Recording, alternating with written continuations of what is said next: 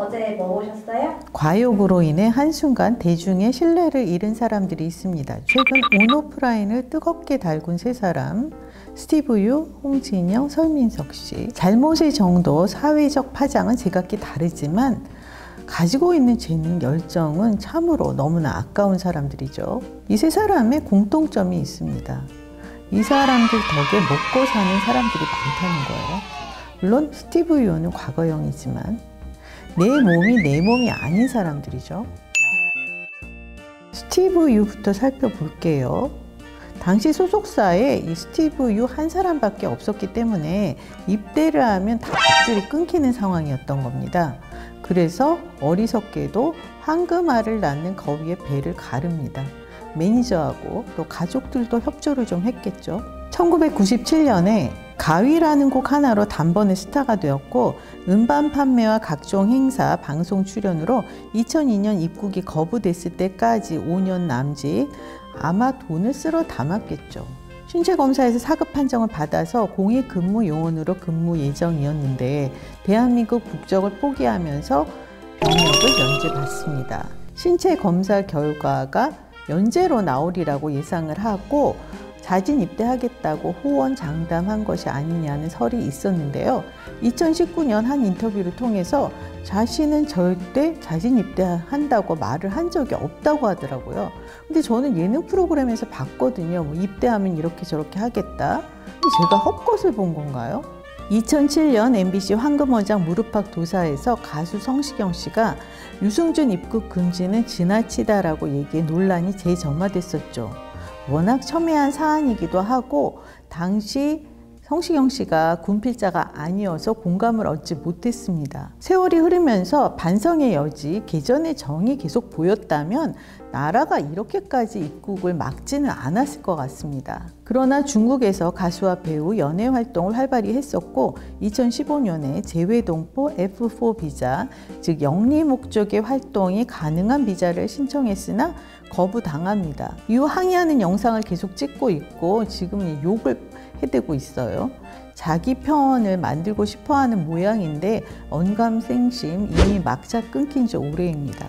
한순간에 잘못된 선택과 판단으로 인생을 망쳐버린 스티브 유를 보고 있으면 누구든 사람은 적절한 맞춤 조언자가 반드시 필요하다 이런 생각을 새삼하게 됩니다. 그리고 홍진영 씨, 행사와 방송으로 바쁘기로 치면 국내 탑3 안에 든다고 해도 과언이 아닌 사람인데 이번에 석사학위 논문 표절건으로 무기한 강제로 휴가를 받았습니다.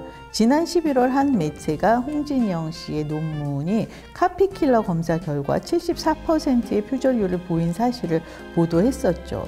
홍진영 씨는 문제없이 넘어간 부분인데 지금에 와서 몇 %의 수치로 판가름하는 것이 서운하다 이렇게 심경을 토로했어요. 그런데 홍진영 씨의 연예계 활동이 활발해지면서 의구심을 품는 사람들이 하나둘씩 나타났습니다. 이런 의견이 오가는 걸 감지했다면 홍진영 씨는 바로 학위를 반납했어야 옳습니다. 그런데 홍진영 씨가 언니 홍선영 씨 그리고 어머니하고 같이 예능 프로그램에 출연하면서 이 브레이크 없이 달리다 보니까 이런 결과를 초래한 거예요. 그러니까 과욕이 부른 화죠. 홍진영 씨에게도 적절한 길잡이가 없는 것으로 보입니다.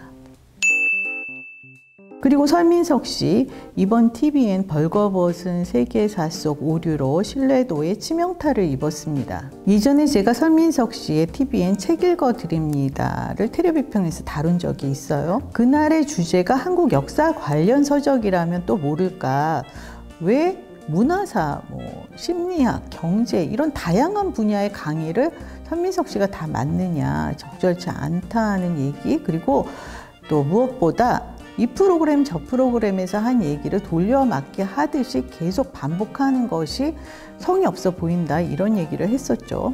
그때 책 읽어드립니다 1회에 소개된 책이 사피엔스였는데요. 제가 이번에 그 사피엔스의 그림책이에요. 그래픽 노블.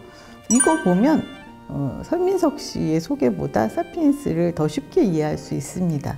이거 첫 번째 댓글 남기신 분에게 필요한 분에게 드릴 테니까 댓글 남겨주세요. 이번 사태는 온전히 방송사들의 안일함이 가장 큰 원인입니다. 올 초 1월 21일 책 읽어드립니다의 주제가 올리버 섹스의 아내를 모자로 착각한 남자였는데요. 이 책은 인간의 뇌의 신기함과 영혼의 경이로움을 담고 있다고 합니다. 근데 뇌과학자 문재일 교수가 초대됐어요. 그런데 강의는 문재일 교수가 하는 게 아니라 설민석 씨가 하죠. 제작진은 대중이 설민석 씨의 강의를 원하기 때문이라고 합니다. 실은 진짜 전문가를 섭외해서 신중히 논의하고 그리고 숙지를 해서 제대로 방송을 해야 하는데 프로그램 제작진도 이 전문가가 하는 말이 옳은지 그른지 어떤 부분이 중요한지 가늠할 능력이 부족해 보입니다. 그러니까 설민석 씨에게 계속 떠넘기는 거예요. 근데 대중이 설민석 씨를 또 무조건 믿잖아요. 많은 분들이 백종원 씨 덕에 요리에 관심을 갖고 요리에 자신감이 붙었다고들 합니다. 하지만 역사라는 건 다르죠. 틀린 역사를 말했는데 역사에 관심을 갖게 해줘서 고맙다니요. 2017년에 SBS가 보도를 통해서 설민석 씨의 과거의 발언을 재조명했습니다. 어떤 얘기를 했냐면요. 3.1운동 당시 독립선언서를 낭독했던 태화관의 성격과 민족대표 33인의 그날 행적을 폄하한 발언이었어요. 근데 이 발언의 수위가 너무 과합니다. 지나쳐요. 한번 들어보세요. 우리나라 최초의 룸사롱이 있었습니다. 태화관이라고. 대낮에 그리로 간 거야. 그리고 거기서 낮술을 막 먹습니다. 태화관 마담 주옥경하고 손병희하고 사귀었어요. 나중에 결혼합니다. 그 마담이 디시해준다고 안주 하나 더 준다고 오라 그랬는지 모르겠는데 이런 발언을 한 거예요. 태화관이 그 명월관의 분점으로 요리집이 맞지만 당시에 회의 또 뭐 연회 다양한 용도로 쓰였다고 합니다. 우리나라 호텔이 잠을 자는 곳이지만 예식이 열리기도 하고 뭐 기자 간담회를 비롯해서 각종 회의가 열리는 다른 여러 가지 용도로 쓰이잖아요. 그런 용도였던 모양이에요. 그런데 일방적으로 룸사롱이라고 한 거예요. 그리고 여기 이제 손병희 씨와 주옥경 씨 얘기가 나오는데 주옥경 씨가 기적에 이름이 올라와 있는 건 맞지만 지금의 연예인 같은 얘기였다고 합니다.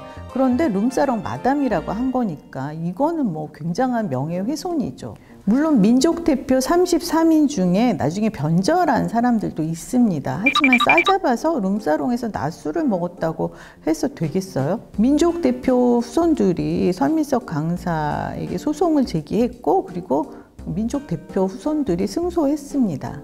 그러나 지금까지도 설민석 강사의 얘기에 의해서 민족대표 33인이 룸사롱에서 3.1운동 당시에 낮술을 먹었다더라 라고 기억하는 사람도 있습니다. 이런 일이 있었으면 설민석 씨 본인 그리고 방송사들이 조심을 했어야 하는데 오히려 그 이후에 더 날개를 달고 날아오릅니다. TVN에서 발굴한 강사인데 MBC 선을 넘는 녀석들 지상파에서 설민석 씨를 기용하죠. 그리고 선을 넘는 녀석들로 인해서 설민석 씨 위치가 더 공고해졌습니다. 지난 11월에 선을 넘는 녀석들에 배우 송일국 씨가 초대됐어요. 김자진 장군의 후손이라면서. 김을동 씨가 김두한 씨의 딸인 건 맞습니다. 그러나 김자진 장군의 아들이 김두한이다? 이거는 증거가 약합니다. 김을동 씨가 사진 한 장을 제시했는데 김자진 장군의 어머니 그리고 김자진 장군의 아내 그리고 김을동 씨와 김을동 씨 어머니가 있는 그런 사진이라고 해요.